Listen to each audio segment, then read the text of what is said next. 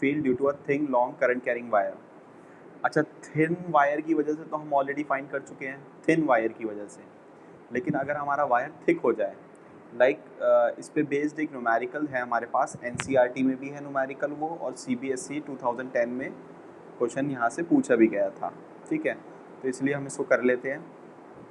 तो क्लास हमारे पास एक थिक सिलेंड्रिकल वायर दे रखा है और क्लास लॉन्ग है, अगर से देखने में छोटा लग रहा है, लेकिन कैसा है हमारा, magnetic field due to a thick long current carrying wire.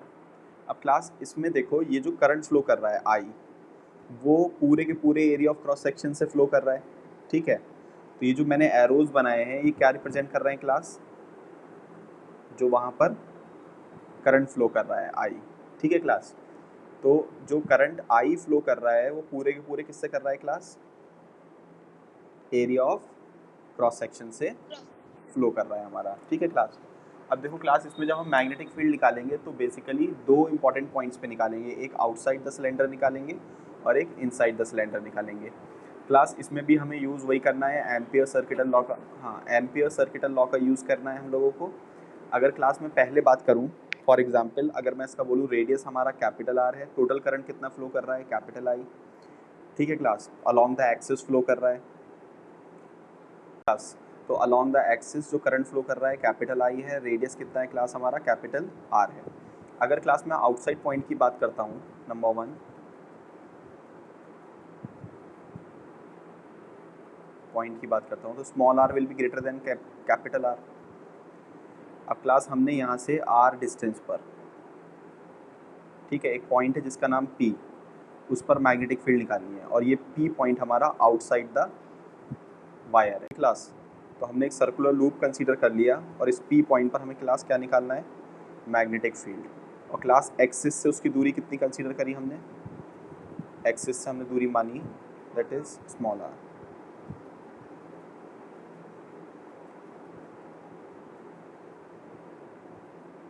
ठीक, ये रहा, दैट इज स्मॉल आर।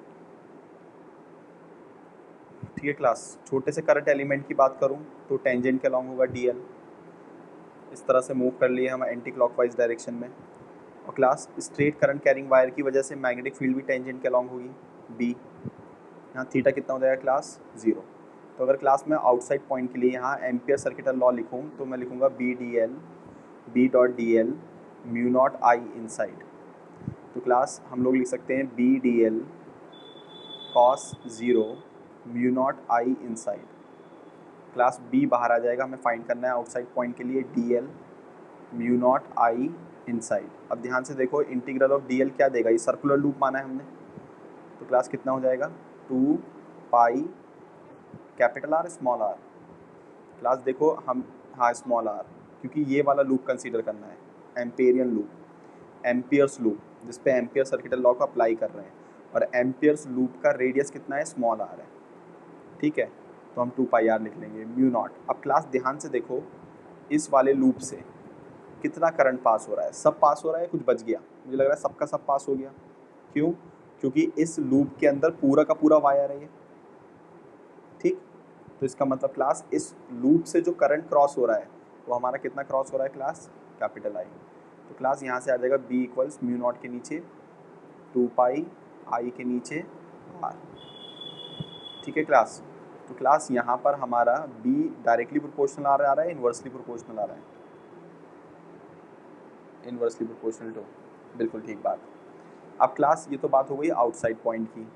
अब क्लास अगर हम इनसाइड पॉइंट की बात करें, देखो क्लास अगर हम इनसाइड पॉइंट की बात करेंगे तो क्लास स्मॉल आर हमारा कैसा होगा, लेस देन कैपिटल आर होगा।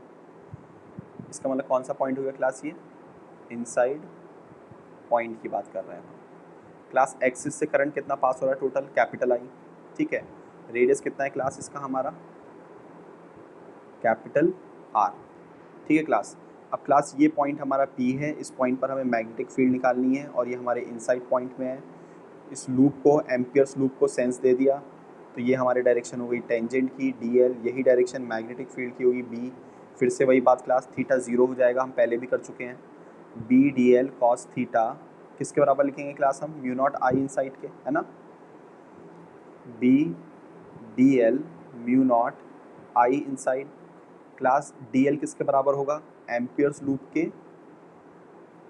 सरकमफेरेंस के, और सरकमफेरेंस कितना है फिर से क्लास, 2 पाई स्मॉल आर, नहीं कैपिटल आर नहीं, फिर वही बात, यहाँ पे जो डीएल होता है किस पे लग रहा है, एम्पियर्स लूप पे लग रहा है, और एम्पियर्स लूप का फिर रेडियस देखो कितना है, small are.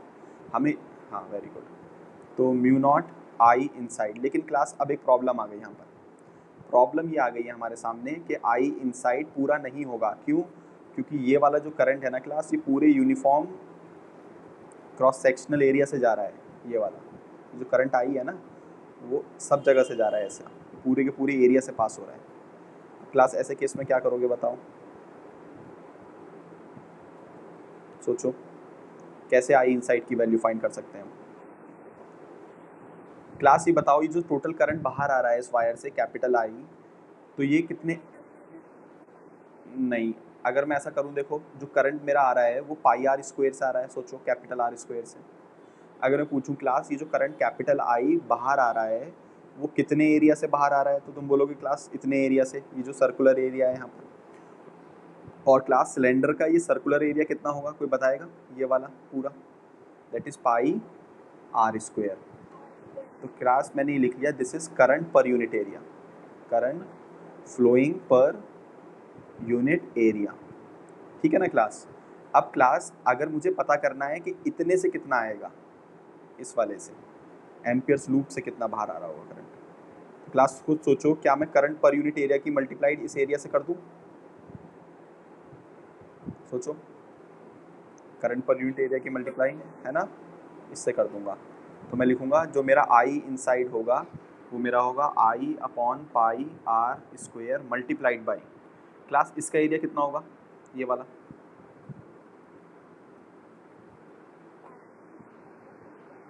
Very good, pi small R square, pi से पाई मेरा कैंसिल हो जाएगा। तो यहाँ पर जो आई इनसाइड बनेगा class, pi capital small R square upon capital R square, ये मेरा आई इनसाइड हो जाएगा। ये देखो, ये जो करंट कैपिटल आई है वो इस पूरे पूरे एरिया से पास हो रहा है वायर के, ठीक। तो मैंने निकाल लिया current divide by this area, that is current per unit area, ठीक। अब करंट पर यूनिट एरिया, अगर मैं इसकी यूनिट पूछूं तो क्या होगी, एम्पियर मीटर स्क्वायर होगी, नहीं होगी, सोचो। अब मैंने क्या करा कि मुझे इतने एरिया से पता करना है कितना करंट जा रहा होगा, इस सरफेस से कितना करंट निकल रहा होगा, इस लूप से कितना करंट पास हो रहा होगा। तो मैंने क्या करा, अपने इस लूप के एरिया से इसको मल्टीप्लाई कर दिया। तो मल्टीप्लाई मैंने एरिया से तो किया, एरिया की भी यूनिट क्या होगी, मीटर स्क्वायर, मीटर स्क्वायर से मीटर स्क्वायर कैंसिल हो जाएगा, तो क्या मिलेगा मुझे, एम्पियर मुझे, हाँ तो मतलब मुझे अपनी आई इनसाइड की वैल्यू मिल जाएगी, ठीक है। तो अब क्लास में आई इनसाइड की वैल्यू ऊपर रख देता हूँ यहाँ पर, तो मेरे पास आ जाएगा B equals, sorry B into 2 pi R mu naught, what is I inside, pi R square capital R square. अब क्लास आर से आर कैंसिल हो गया, तो बी आ गया म्यू नॉट के नीचे 2 pi I into small R upon capital R square. ये हमारा क्लास आउटसाइड पॉइंट के लिए आ गया, और वो पहले जो आया था वो इनसाइड के लिए था। अब क्लास अगर तुम नोटिस करो कि यहाँ बी आउटसाइड इनसाइड, सॉरी ये इनसाइड के लिए आया है हमारा, है ना, आउटसाइड के लिए तो ऊपर निकाला था, ये किसके लिए आया क्लास हमारा, इनसाइड के लिए आ गया।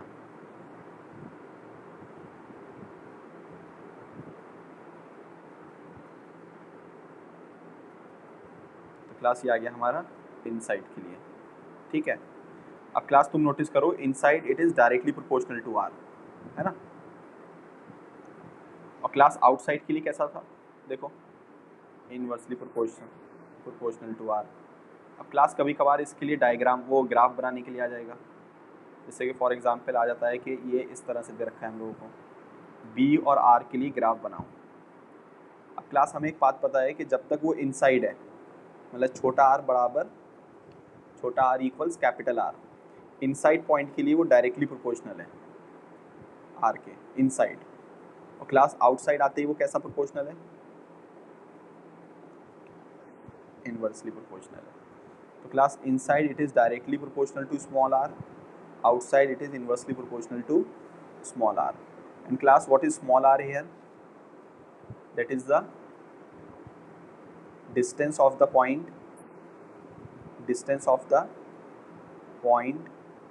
from the axis of the cylinder, from the axis of the wire.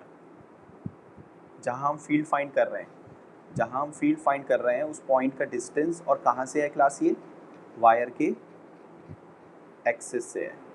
देखो यहाँ पर इस वाले डायग्राम में देखो, ये एक्सिस से उस पॉइंट की दूरी छोटा r। ऊपर वाले डायग्राम में देखो, एक्सिस से उस पॉइंट की दूरी छोटा r। ठीक है, इस बात को भी ध्यान रखना है। क्लास देखो, इसमें हमारा कैपिटल R कितना दे रखा है? थिक वायर के केस में कैपिटल R दे रखा है 0.5 cm। You can say 0.5 into 10⁻⁻² metre. Current भी दे रखा है क्लास हमको 100 एम्पियर। अब क्लास डिस्टेंस स्मॉल r कितना है? 0.1 इंटू 10⁻⁻² मीटर। क्लास इनसाइड का फॉर्मूला क्या होता है? म्यू नॉट के नीचे 2 पाई आई के नीचे r capital R square into small r। ठीक है, तो म्यू नॉट के नीचे इसे 2 से मल्टीप्लाई कर लो, 2 से डिवाइड कर लो। क्यों कर रहा हूँ समझ रहे हो तुम?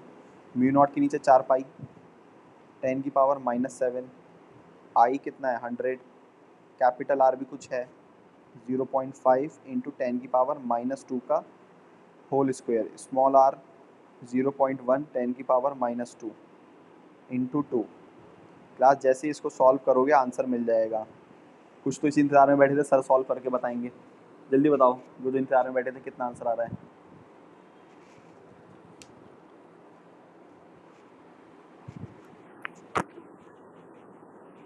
नहीं, चेक करो कहीं गड़बड़ है।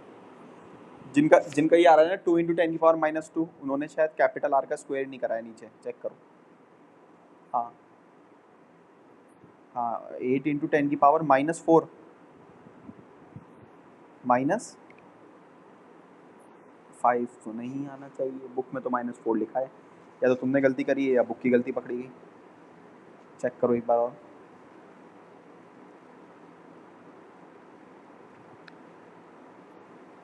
-4 आएगा। क्लास ये आंसर आ गया हमारा। अब क्लास अगर मैं बात करूं outside point at the surface की बात करूं क्लास, तो एट द सरफेस पे टेंशन नहीं लेनी है बिल्कुल भी। जो ये आउटसाइड वाला फॉर्मूला होता है ना, म्यू नॉट के नीचे 2 पाई आई के नीचे स्मॉल r, आउटसाइड वाला जो फॉर्मूला होता है, स्मॉल r को रिप्लेस कर दो कैपिटल R से। तो इसको कर लो 4 पाई, तो हो जाएगा 2i अपॉन कैपिटल R। तो म्यू नॉट के नीचे 4 पाई 10⁻⁻7 2 इंटू 100 अपॉन कैपिटल R कितना है क्लास? 0.5 इंटू 10⁻⁻2। कितना निकल कर आ रहा है क्लास? बता दो क्लास, ये तो आसान सा है।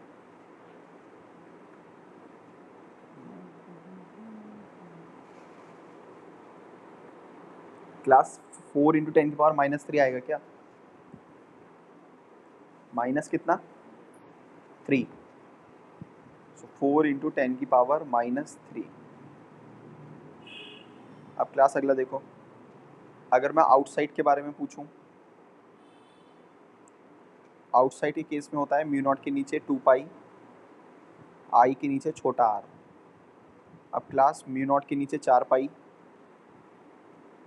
2i के नीचे छोटा r, म्यू नॉट के नीचे 4 पाई 10⁻⁻7 200 अपॉन छोटा r कितना था क्लास इसमें? 0.7, सरफेस से था ना 0.2। इसका सॉल्यूशन देखना क्लास कितना आ रहा है?